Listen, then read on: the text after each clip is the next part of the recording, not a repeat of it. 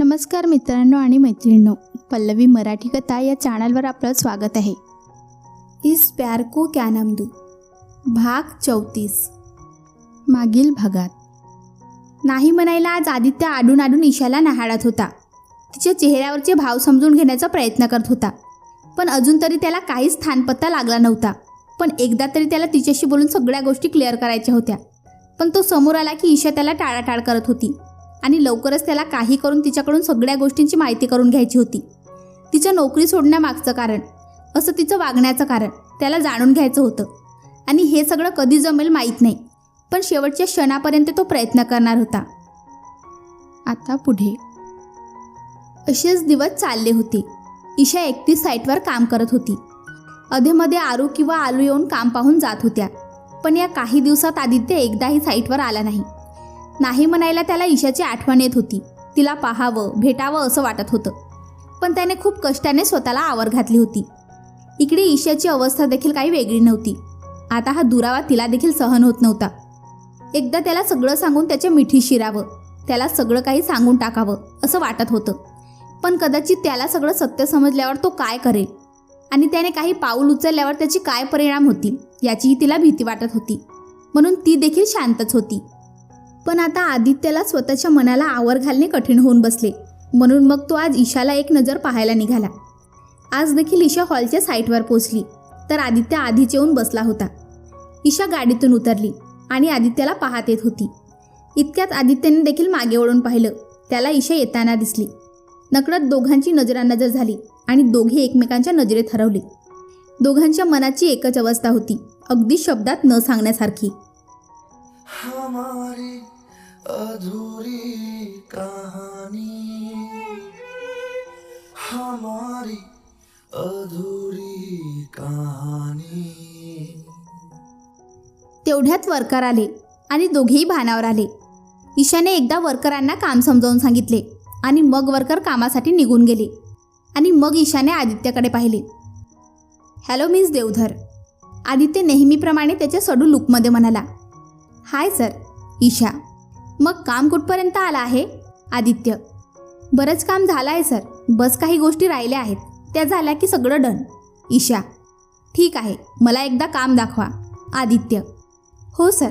ईशा मान खाली घालून म्हणाली आणि मग दोघे हॉलच्या दिशेने निघाले।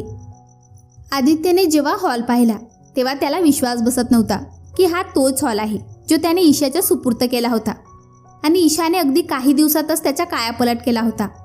हॉल पाहून तो मनोमन खूप खुश झाला आणि मग ती अजून पुढे जाऊन सगळ्या गोष्टी काळजीपूर्वक त्याला दाखवत होती। आदित्य देखील तिच्या मागे मागे फिरून सगळ्या गोष्टी पाहत होता। अचानक वरती झुंबर बसवण्याचं काम सुरू होतं आणि अचानक कामगारांच्या हातून झुंबर सटकलं आणि ईशा मात्र तिच्याच धुंदीत चालत होती, तिचं लक्ष नव्हतं। पण अचानक ही गोष्ट आदित्यच्या लक्षात आली आणि ते झुंबर ईशाच्या अंगावर पडणार त्याआधी आदित्य पटकन ईशाच्या दिशेने सरसावला आणि तिच्या कमरेत हात घालून तिला बाजूला केले। ईशा या सगळ्यात भांबावली आणि ईशाने आदित्यला घट्ट मिठी मारली। काही वेळाने ती भानावर आली आणि तिला जाणीव झाली की आपण आदित्यच्या मिठीत आहोत आणि ती त्याच्या मिठीतून सुटण्यासाठी धडपड करू लागली, पण आदित्यने तिला अजून घट्ट आपल्या मिठीत घेतले होते आणि तिच्या डोक्यावरून प्रेमाने हात फिरवत होता। तिने काही क्षणभर अजून धडपड केली, मग मात्र ती देखील डोळे मिटून त्याच्या मिठीत विसावली। तिला देखील हेच हवं होतं। आज कित्येक रात्र ती शांत झोपली देखील नव्हती। तिचीच मन तिला खात होते, पण आज कुठेतरी त्या पोळलेल्या मनाला शांतता मिळत होती। ईशा, तू ठीक आहे? आदित्य हळूच तिच्या कानाजवळ पुटपुटला।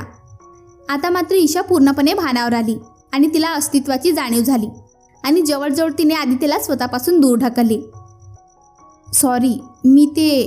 Isha, it's okay. आदित्य, मी हे सगळं साफ करायला सांगते। ईशा त्या पडलेल्या झुंबरकडे पाहत म्हणाली। आदित्य, सर तुम्ही आता गेलात तरी चालेल, मी बाकीचं काम पूर्ण झाल्यावर तुम्हाला इन्फॉर्म करेन। ईशा, मला इथून घालवायची इतकी घाई का आहे तुला? आदित्य, असं काही नाही सर। ईशा आपली नजर चोरत म्हणाली। ठीक आहे, मग हेच माझ्या डोळ्यात बघून बोल। आदित्य, हे पहा सर, तुम्ही इथे काम पाहायला आला आहात आणि मी ते तुम्हाला दाखवलं आहे। बाकी काम झालं की मी स्वतः तुम्हाला सांगेन, त्यामुळे तुम्ही आता इथून गेलात तरी चालेल। ईशा आताही त्याच्याकडे पाठ करून म्हणाली। तुझ्या अशा पद्धतीच्या बोलण्याचा काय अर्थ काढू मी? का स्वतःला इतकं स्ट्रॉंग दाखवण्याचा प्रयत्न करतेस? का मनातल्या भावना एकदा बोलून मोकळी होत नाही? तू सांगत नसलीस तरी मला कळते की तुझ्या मनात सध्या काय सुरू आहे. इतका त्रास, इतका मनस्ताप का स्वतःला करून घेत आहेस? एकदा स्वतःच्या मनातलं सगळं काही मला सांगून बघ. कोणत्या गोष्टीची काळजी करण्याची गरज भासणार नाही तुला. आदित्य, मी तुम्हाला याआधीही सांगितलेलं आहे आणि आत्ताही तेच सांगेन. प्लीज माझ्यापासून दूर राहा. मला माझ्या परिस्थितीत जगू द्या आणि मला सारखं सारखं तेच विचारू नका. तुमच्या कोणत्याही प्रश्नाचे उत्तर माझ्याकडे नाही. ईशाने ठणकावून सांगितलं. असं म्हणून ईशा तिथून निघाली आणि तेवढ्यात आदित्यने पटकन तिचा हात पकडला आणि तिला आपल्या दिशेला ओढले. ईशा बेसावध होती. ती पटकन त्याच्या छातीवर आदळली. काय करत आहात सर? सोडा मला. ईशा आदित्यच्या मिठीतून सुटण्याचा प्रयत्न करत होती. इशू, एकदा माझ्याकडे बघ. एकदा माझ्या डोळ्यात बघून मला सांग की तुझं माझ्यावर प्रेम नाही. आदित्य. आता मात्र ईशाच्या पोटात गोळा आला. काय सांगणार होती ती आदित्यला आणि खोटं बोलणार होती आदित्यशी? प्लीज सोडा मला सर. ईशा, कदाचित मला तुझ्या डोळ्यातले भाव समजत नसतील किंवा मला ते वाचताही येत नसतील, पण तुलाही माझे डोळ्यातील भाव समजत नाहीत का? एकदा माझ्या डोळ्यात बघ आणि काय दिसते तुला तेवढं सांग. ते 3 शब्द ऐकायला मी केव्हापासून तडफडतोय. प्लीज एकदा ते 3 मॅजिकल वर्ड म्हण आणि मग बघ हा आदित्य काय करतो ते. आदित्य तिच्या डोळ्यात पाहून म्हणाला. आता मात्र ईशाने पूर्ण ताकदीने आदित्यला स्वतःपासून दूर ढकलले आणि पाणावलेल्या डोळ्यांनी त्याच्याकडे पाहू लागली. नाही सर, यावेळी मला काही दिसत नाही आणि नाही मला काही पाहायचं आहे आणि नाही काही समजून घ्यायचं आहे. यावेळी जर मला काही समजून घ्यायचं आहे ते तेवढंच की तुमची आणि आलू मॅमची एंगेजमेंट होणार आहे आणि त्याची सगळी जबाबदारी माझी आहे. ज्या दिवशी माझी ही जबाबदारी मी पूर्णपणे पार पाडेन त्या दिवसापासून मी तुमच्या आयुष्यातून कायमची निघून जाईन. या व्यतिरिक्त मला ना काही सांगायचं आहे आणि ना काही समजवायचं आहे. त्यामुळे प्लीज तुम्ही आता इथून निघा. ईशा आदित्यला बाहेरचा रस्ता दाखवत म्हणाली. आता मात्र आदित्य ताळताळ पावले टाकत तिथून निघाला आणि सरळ आपल्या गाडीत येऊन बसला आणि गाडी ऑफिसच्या दिशेने निघाली. एंगेजमेंट अगदी 8 दिवसांवर आली होती आणि ईशा अजूनही जीव तोडून तयारी करत होती. दिवस रात्र वन फिरून सगळ्या गोष्टी पाहत होती. डेकोरेटर ते जेवणापर्यंत सगळ्या तयारी तिने करून ठेवल्या होत्या, पण काही केल्या आदित्यची शब्द तिच्या डोक्यातून जात नव्हते. नक्की त्याच्या डोळ्यात तिला काय पाहायला तो सांगत होता? तो आजही तिच्यावर प्रेम करतो का? तिचं प्रेम तर त्याच्यावर होतंच, पण त्याच्या डोळ्यात असणारे तिच्यासाठीचे भाव हे प्रेम आहे का हे तिला आजही समजत नव्हते. कारण की त्याने अजूनपर्यंत एकदाही आपल्या प्रेमाची कबुली तिला दिली नव्हती. आणि जर त्याचं प्रेम होतं तर त्यांनी ती कबुली का नव्हती दिली? आणि प्रेम आहे तर मग तो आलिशासोबत साखरपुडा का करत आहे? असे एक ना अनेक प्रश्न तिला सतावत होते. राहून राहून तिला हा एकच प्रश्न सतावत होता. गेल्या 8 दिवसात ती एकदाही आदित्यला भेटली नव्हती ना आदित्य तिला भेटायला साईटवर आला होता. म्हणून आज तिने स्वतःच ऑफिसमध्ये जाऊन इतर कामाचे अपडेट्स त्याला द्यायच्या आणि त्याच्या मनात नक्की काय सुरू आहे हे देखील जाणून घ्यायचं असं ठरवलं आणि ती ऑफिसला पोचली. रिसेप्शनवर तिने आदित्यला भेटायला आलेली असे सांगितले, पण तो आधीच कोणत्या तरी क्लायंटबरोबर मीटिंगमध्ये आहे म्हणून रिसेप्शनिस्टने तिला वाट पाहायला सांगून बसवली. मग स्वारी आज इकडे कुठे? अचानक नमू तिच्या समोर येऊन उभी राहिली आणि तिरकसपणे म्हणाली. तसं ईशाने मानवर करून पाहिलं. जरा काम होतं सरांकडे, ईशा शांतपणे म्हणाली. नमूच्या बोलण्यात तिला राग जाणवत होता. हो का? नमू, अजूनही रागावली आहेस का माझ्यावर? ईशा शांतपणे म्हणाली. नाही हो, मी कोण तुमच्यावर रागवणारी? माझा काय अधिकार तुमच्यावर? नमूच्या शब्दात तिला कडवटपणा जाणवत होता. तू तरी असं नको ना म्हणू. ईशा, अरे बापरे, म्हणजे माझ्याशिवाय कोणी अशा पद्धतीने बोलतो का तुमच्याशी? आणि मी असं नको बोलू मग कसं बोलू? नाही म्हणजे आजकाल कोणती वेगळी भाषा कळते का तुम्हाला? नाही म्हणजे तसं सांगा, त्या भाषेत बोलेल मी तुमच्याशी. नमू, प्लीज नमू, नको ना इतकी रागवू. ईशा विनंती करत म्हणाली. मग काय करू? तुला कधी काही समजतंय का? तू काय करायला निघाली आहेस कळतेय का तुला? का स्वतःच्याच पायावर धोंडा मारून घ्यायला निघाली आहेस? किती वेळा सांगितलं आहे, एकदा तोंड उघड, घडाघडा बोल आणि सोडवून टाक हा गुंता. आणि जर सोडवला नाहीस तर आयुष्यभर या गुंत्यात अडकून राहशील. याचा त्रास तुलाही होणार आणि इतरांनाही. आणि कधीतरी तुझ्या आईबाबांचा विचार कर. तुला जर असं आयुष्यभर गुंतलेलं पाहिलं ना त्यांनी, तर सुखाने नाही जगणार आहेत ते. नमू कणवळून बोलत होती. ईशा मात्र आताही मान खाली घालून शांतपणे ऐकत होती आणि मूकपणे अश्रू ढाळत होती. काय झालं? अजूनही बोलायची हिंमत नाही? ठीक आहे मग मी जाऊन बोलते, नमू म्हणाली आणि पटकन वळून जाऊ लागली. तसं ईशाने पटकन तिचा हात धरला आणि तिला ओढत दुसऱ्या बाजूला घेऊन जाऊ लागली. प्लीज प्लीज काही बोलू नकोस, मी तुझ्यासमोर हात जोडते आणि तू माझी बेस्ट फ्रेंड आहेस ना. तुला वाटतं ना माझ्या आयुष्याचा हा गुंता सुटावा. मी सोडवणार आहे हा गुंता स्वतःहून, पण तोपर्यंत तरी तू काही बोलू नकोस. ज्या दिवशी हा गुंता सुटेल त्या दिवशी सगळ्यात आधी मी तुला सांगेन, पण तोपर्यंत प्लीज प्लीज गप्प राहा. हा गुंता जर माझ्यामुळे झाला आहे त्याला सोडवले देखील मलाच पाहिजे, आणि तेही माझ्या पद्धतीने. तोपर्यंत तू काही बोलू नकोस प्लीज. माझ्यासाठी एवढंच करशील. ईशा नमूचे हात हातात घेऊन म्हणाली. Promise Namu, promise. ईशा. आता मात्र नमूच्या चेहऱ्यावर हलके स्माईल आली. बघ हां, जे बोलली आहेस ते पूर्ण करून दाखव, आणि जर नाही केलं तर मग मी काय करू शकते हे मला तुला वेगळं सांगायला नको, नमू ईशाला धमकी देत म्हणाली. तसं ईशाने फक्त होमध्ये मान हलवली. मग मात्र नमू पुन्हा आपल्या डेस्कवर जाऊन बसली. इकडे ईशा देखील आदित्यच्या केबिनकडे निघाली. त्याचवेळी आदित्य आपल्या केबिनमधून बाहेर आला आणि कोणासोबत तरी बोलत होता, आणि ईशाचे लक्ष त्या व्यक्तीकडे गेले आणि क्षणात ईशाने आपली पाठ फिरवली आणि नकळतपणे तिची पावले बाहेरच्या दिशेला वळली. ती झपाझपा पावले टाकत पार्किंग एरियामध्ये आली. आतापर्यंत तोंडात आलेला हुंदका बाहेर पडला आणि ती तिथेच बसून रडू लागली. पुन्हा एकदा नशिबाचा खेळ ती पाहत होती. ज्या दिवशी तिने आदित्यजवळ आपलं मन मोकळं करायची हिंमत दाखवली, त्याच दिवशी नशिबाने आपलं रुद्ररूप तिला दाखवले. पुन्हा एकदा प्रताप तिच्या समोर आला होता आणि पुन्हा एकदा मनात सगळे विचार फेर धरू लागले होते. आदित्यला जर समजलं तिच्या भूतकाळाविषयी तर त्याचे परिणाम तिच्या आणि त्याच्या आयुष्यावर खूप वाईट होणार होते. तिच्यासोबत काही वाईट झालं तर कदाचित ती सहन करेल, पण आदित्यबरोबर जर वाईट होईल हा विचार जरी मनात आला तरी तिला तो सहन होत नव्हता. याच भीतीमुळे तिने आईबाबाला तर आपल्यापासून लांब केले होते. पुन्हा एकदा आता आदित्यपासून स्वतः दूर जायचं हा निर्णय योग्य आहे असं तिला वाटायला लागलं होतं, आणि त्या निर्णयावर आता पुन्हा ठाम राहण्याचा हट्ट तिच्या मनाने घेतला होता. खूप वेळ ती एकटीच त्या पार्किंगमध्ये बसून रडत होती. काही वेळाने तिने स्वतःला सावरले आणि तिने घरी जाण्याचा निर्णय घेतला. प्रताप तिथे असताना आदित्यला भेटण्यात काही अर्थ नव्हता. ती तशीच धडपडत उठली आणि बाहेर निघाली, पण आता देखील तिला धड चालता येत नव्हतं, आणि अचानक एके ठिकाणी तिचा तोल गेला आणि ती पडणार इतक्यात तिला कोणीतरी सावरले. तिने हळूच मानवर करून पाहिलं तर समोर स्वप्नील होता. तू ठीक आहेस ना? स्वप्नील ईशाला व्यवस्थित उभं करत म्हणाला. ईशाने फक्त मान हलवून होकार दिला. ईशा, आज तू इथे कशी आणि ही काय अवस्था करून घेतली आहेस? स्वप्नील. यावेळी त्याच्याही डोळ्यात तिच्यासाठी दुःख आणि प्रेमाचे भाव होते. मी ठीक आहे. आताही ईशा एक पाऊल पुढे टाकत म्हणाली आणि पुन्हा धडपडली. तसं स्वप्नील पटकन पुढे आला आणि त्याने तिला पुन्हा सावरले. तुझी तब्येत ठीक नाही का?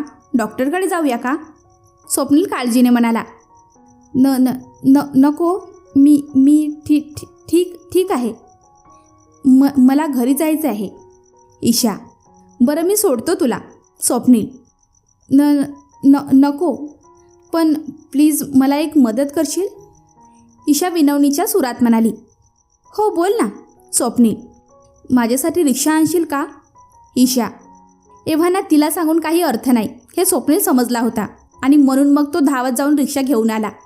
त्याने स्वतः ईशाला रिक्षात बसवले आणि रिक्षात बसल्यावर ईशाने हळूच त्याचा हात पकडला. तसं स्वप्नीलने तिच्याकडे पाहिलं. नको गुंतून राहू माझ्यात, यात तुला त्रासाशिवाय काही मिळणार नाही.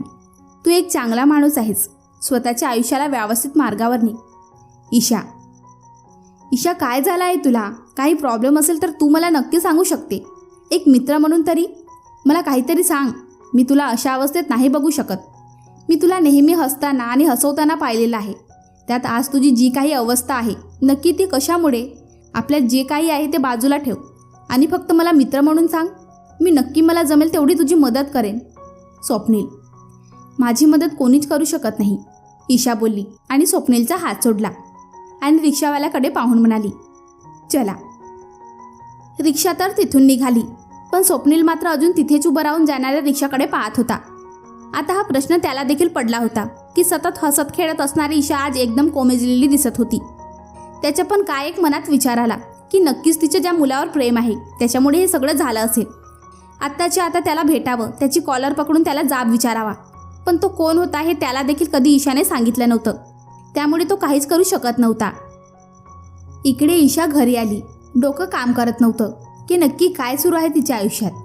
ती तशीच बाथरूममध्ये शिरली आणि तिने शॉवर ऑन केला आणि तशीच कपड्यासकट शॉवरखाली उभी राहिली. अंगावर पाणी घेता घेता पुन्हा एकदा विचारात हरवली. त्याचबरोबर डोळ्यातलं पाणी देखील तिला आज साथ देत होतं. एकदा नाही तर दोनदा तिने आपलं प्रेम आदित्यसमोर व्यक्त करण्याचा प्रयत्न केला होता आणि त्याचवेळी नेमकं प्रतापने तिच्या आयुष्यात प्रवेश केला होता. आता तर तो त्याच्या ऑफिसपर्यंत आला होता. त्यामुळे ईशा आदित्यच्या ऑफिसमध्येही जाऊ शकत नव्हती. आणि आता तो ऑफिसमध्ये आलाय म्हणजे नक्कीच एंगेजमेंटला देखील येणार. तिथेही तो आपल्याला पाहू शकेल कदाचित. तिथे त्याने आपल्याला ओळखलं तर, अशी भीती नकळतपणे तिच्या मनात दाटून आली. आता नक्की कोणत्या पद्धतीने सगळ्या गोष्टी हाताळायच्या हे तिला देखील कळत नव्हतं. या सगळ्यात तिला एकच गोष्ट कळत होती, ती म्हणजे आता काही करून तिला लवकरात लवकर आदित्यच्या आयुष्यातून एक्झिट घ्यावी लागणार होती. आणि म्हणून मग तिने साखरपुड्याच्या आधीच आपलं काम पूर्ण करून त्याच्या आयुष्यातून निघून जाण्याचा निर्णय घेतला. न जाणे किती वेळा ती तिथेच बसून ढसाढसा रडत होती. खूप वेळ शॉवरखाली बसून होती ती. आज मन आणि शरीर दोन्ही थकलं होतं. ती तशीच उठून बाहेर आली आणि पुन्हा एकदा तिचा तोल गेला. पण यावेळी सावरायला कोणीच नव्हतं. ना आयू, ना बाबा, ना आदित्य. खूप एकटेपणा जाणवत होता तिला. ती पुन्हा स्वतःला सावरत एकदा उठली आणि बेडला टेकून बसली. आज तिच्या डोळ्यात अश्रूंचा जणू महापूरच आला होता. काही केल्या थांबायला तयार नव्हता. खूप वेळ झाला तरी ती रडत होती आणि अजून किती वेळ ती रडणार होती हे तिला देखील माहीत नव्हतं. आणि बसल्या जागीच तिला तिथे झोप लागली. सकाळी तिला जाग आली पण उठायची ताकद नव्हती. कणकण जाणवत होती. काही करायची इच्छा नव्हती. पण काम तर करायचं होतं. मोजून काही दिवस होते तिच्या हातात आणि काम खूप.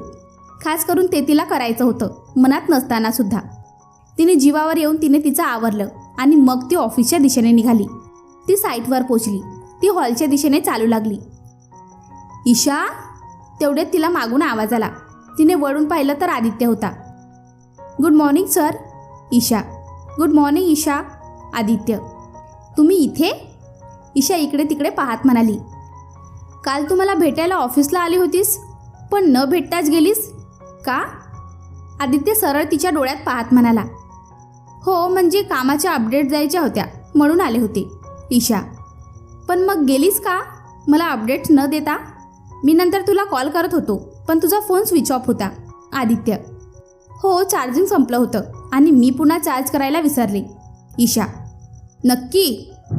आदित्य नक्की या शब्दावर जोर देत म्हणाला. मी तुमच्याशी खोटं का बोलेन? ईशा. ज्या पद्धतीने तू माझ्यापासून गोष्टी लपवतेस त्या पद्धतीने तू खोटं तर नक्कीच बोलू शकतेस. आदित्य. प्लीज, माझ्या पर्सनल लाईफबद्दल बोलायचा तुम्हाला काही अधिकार नाही. ईशा चिडून म्हणाली. सिरियसली? तुझी पर्सनल लाईफ? तुझी पर्सनल लाईफ जेव्हा तुझी असती, जेव्हा त्याचा परिणाम इतर कोणावर झाला नसता, पण तुझ्या प्रत्येक वागण्याचा बोलण्याचा परिणाम माझ्या आयुष्यावरही होत आहे. आदित्यही वैतागात म्हणाला. तो तुम्ही स्वतःहून स्वतःवर करून घेतला आहे. तुम्हाला मी नाही सांगितलं माझ्या कोणत्याही गोष्टीचा भार तुमच्यावर घ्यायला.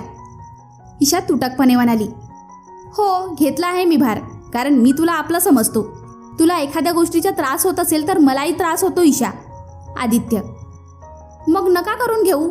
माझा त्रास, माझे प्रॉब्लेम फक्त माझे आहेत. त्यात कोणी चालेलं मला आवडणार नाही. आणि मी तुम्हाला हे आधीही सांगितलं आहे आणि आजही हेच सांगते. ईशा. आणि मीही तुला सांगितलं की मी तुझ्यावर. तेवढ्यात आदित्यचा फोन वाजला आणि मग त्याने आपला फोन पाहिला आणि मग त्याने घाईघाईत आपला फोन उचलला. Hello mister Mohite. आदित्य. त्याचे तोंडून मोहिते हा शब्द ऐकून ईशा सुन्न झाली. नक्कीच आदित्य प्रतापशी बोलत होता याची तिला खात्री पटली. इकडे आदित्य तिच्याकडे पाठ करून फोनवर बोलण्यात मग्न होता. हो हो हो सर, आपण लवकरच आपलं काम सुरू करू. आदित्य. तिकडून प्रताप काहीतरी बोलला. हो नक्कीच. आदित्य. प्रताप परत काहीतरी बोलला. मी कोटेशन काढलं आहे, लवकरच मी तुम्हाला पाठवतो. आणि मग अजून काही गोष्टी राहिल्या आहेत, त्या झाल्या की आपण कामाला सुरुवात करू. आदित्य. इकडे त्याच्या शब्दावर ईशाच्या काळजाचे ठोके वाढत होते. परत त्या सगळ्या गोष्टी डोळ्यासमोर नाचत होत्या. आता तर प्रताप लवकरच आदित्यसोबत काम करणार होता आणि प्रतापच्या येण्याआधी तिला आदित्यच्या आयुष्यातून निघून जायचं होतं. या विचारानेच तिला गलबलून आलं. तोंडात हुंदका दाटून आला आणि आदित्यसमोर तो तिला बाहेर काढता येत नव्हता. ती खूप प्रयत्नाने स्वतःला सावरत होती आणि याच प्रयत्नात तिच्या डोळ्यासमोर अंधार पसरला आणि दुसऱ्या क्षणी ती जमिनीवर पडली. काही क्षणानंतर आदित्यचं फोनवरचं बोलणं झालं आणि त्याने मागे वळून ईशाकडे पाहिलं. तिला जमिनीवर निपचित पडलेला पाहून तो धावत तिच्या जवळ आला आणि तिला आपल्या मिठीत घेतलं आणि ईशाला आवाज दिला. तिच्या गालावर थोपटू लागला. ईशा, ईशा. पण तिच्या गालावर थोपटत असताना त्याला जाणवलं की तिच्या अंगात खूप ताप आहे. तिची अवस्था पाहून त्याला देखील गहिवरून आले. त्याने पटकन तिला आपल्या मिठीत घेतले. का ईशा स्वतःला इतका त्रास करून घेत आहेस? एकदा मनातलं बोल, प्लीज प्लीज, आणि मोकळं कर या त्रासातून स्वतःला. नक्की कोणती गोष्ट तुला आतल्या आत पोखरत आहे? प्लीज मला सांग. तो बडबडत होता, पण ईशा मात्र काहीच ऐकत नव्हती. तिची शुद्धता केव्हाच हरपली होती. त्याने हळूच तिच्या कपाळावर ओठ टेकवले आणि मग तसंच तिला आपल्या दोन्ही हातावर उचलले आणि गाडीत आणून व्यवस्थित बसवली. सीट बेल्ट व्यवस्थित लावला आणि दुसऱ्या बाजूने तो देखील ड्रायव्हिंग सीटवर बसला आणि गाडी हॉस्पिटलच्या दिशेने निघाली. वाटेत तो सतत तिच्या गालावर थोपटून तिला आवाज देत होता, तिला शुद्धीवर आणण्याचा प्रयत्न करत होता. पण ईशा मात्र डोळे उघडायचं नाव घेत नव्हती. खूप घाबरला होता आदित्य. ईशाला गमावण्याची भीती मनात डोकावू लागली होती. काही वेळात तो हॉस्पिटलला पोचला. पुन्हा त्याने तिला तसंच हातावर उचलून घेतलं आणि आत घेऊन आला. डॉक्टरांनी तिला चेक केलं. तोपर्यंत आदित्य बाहेरच वाट बघत होता. काही वेळाने डॉक्टर बाहेर आले. डॉक्टर, कशी आहे ईशा? आदित्यने घाईघाई डॉक्टरांना विचारलं. खरं सांगायचं तर ते अजिबात ठीक नाहीत. त्यांचा BP लो आहे. त्यात कदाचित त्यांनी 2-3 दिवस काही खाल्लं देखील नाही आणि अंगात ताप पण आहे. डॉक्टर. आता मात्र आदित्यने आपल्या केसातून हात फिरवला. काय बोलावे आणि काय करावे हे त्याला देखील समजत नव्हतं. मिस्टर सरपोतदार, मला एक सांगा, त्या कोणत्या मानसिक दबावाखाली आहेत का? डॉक्टर. मला याबद्दल काहीच कल्पना नाही डॉक्टर. आदित्य. आता मी एवढंच म्हणेन की लवकरात लवकर त्यांना या मनस्थितीतून बाहेर काढणं गरजेचं आहे, नाहीतर अजून त्यांची तब्येत बिघडेल. डॉक्टर. आता मात्र आदित्य अजूनच टेन्शनमध्ये आला. ईशाला कशा प्रकारे बोलतं करायचं, कशा प्रकारे तिची मनस्थिती सुधारायची, हा एकच विचार त्याच्या मनात फेर धरू लागला. बापरे, आता हे काय होऊन बसलं? आता कुठे आपली ईशा हिंमत करून आपल्या मनातल्या भावना आदित्यसमोर मांडणार होती आणि त्यातच हा प्रताप कडमडला. काय होणार आपला आदित्य आणि ईशा? एक होणार का? की आयुष्यभर असंच एकमेकांपासून दुरावा सहन करून प्रेमाची एक नवीन परिभाषा निर्माण करणार? जर जाणून घ्यायचं असेल तर ऐकत रहा. इस प्यार को क्या नाम दूं. भेटूया पुढच्या भागात. धन्यवाद.